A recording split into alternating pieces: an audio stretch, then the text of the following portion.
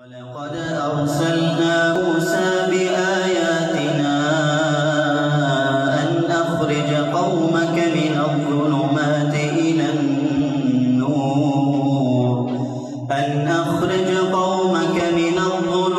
إلى النور وذكرهم بأيام الله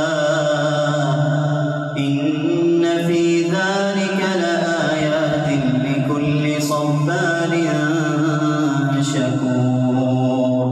وإذ قال موسى لقومه اذكروا نعمة الله عليكم إذ أنجاكم من آل فرعون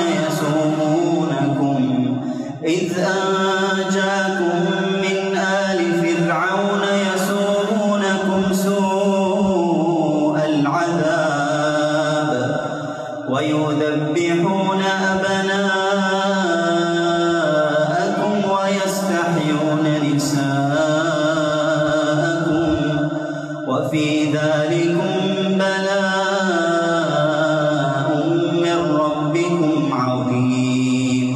وإذ تأذن ربكم لئن شكرتم لأزيدنكم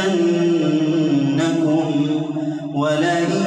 كفرتم إن عذابي لشديد. وقال موسى إن تكفروا أنتم ومن في الأرض جميعا فإن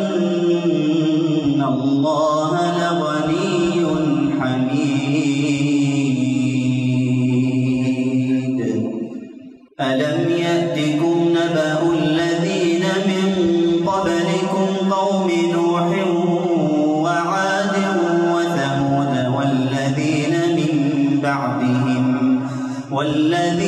من بعدهم لا يعلمهم إلا الله جاءتهم رسلهم بالبينات فردوا أيديهم في أفواههم وقالوا إنا كفرنا بما أرسلتم به وإنا لفي شك مما تدعوننا إليه مريب. قالت رسلهم أفي الله شك فاطر السماوات والأرض يدعوكم ليغفر لكم من ذنوبكم ويؤخركم إلى أجل مسمى. قالوا إن أنتم إلا بشر مثلنا تريدون أن تصدونا عما كان يعبد آباؤنا فأتونا بسلطان مبين. قالت لهم رسلهم إن نحن إلا بشر مثلكم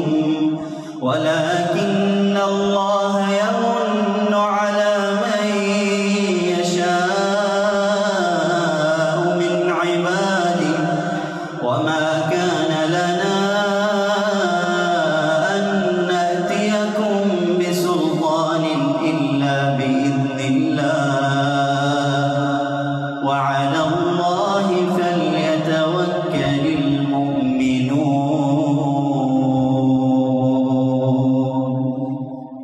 وما لنا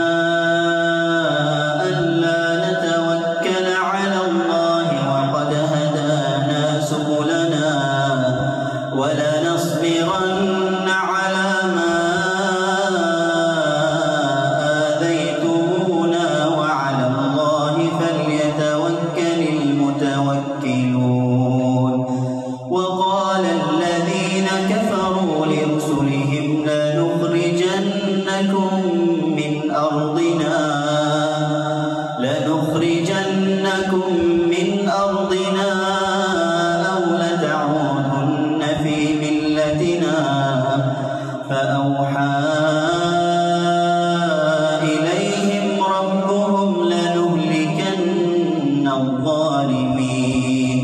ولنسكننكم الأرض من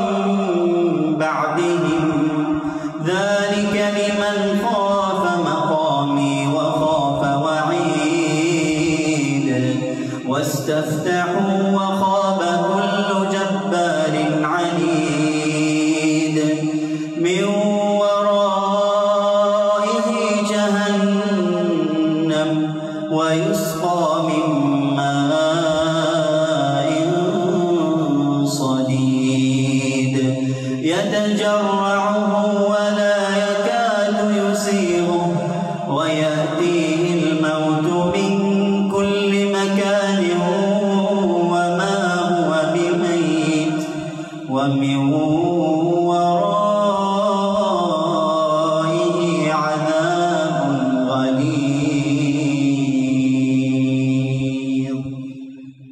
مثل الذين كفروا بربهم أعمالهم كرماد اشتدت به الريح في يوم عاصف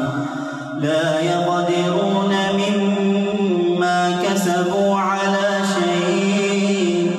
ذلك هو الضلال البعيد ألم تر أن الله خلق السماوات والأرض بالحق إن يشأ يذهبكم ويأتي بخلق جديد وما ذلك على الله بعزيز وبرزوا لله جميعا فقال الضعفاء للذين استكبروا إنا كنا لكم تبعا فهل أنتم مغنون عنا من عذاب الله من شيء قالوا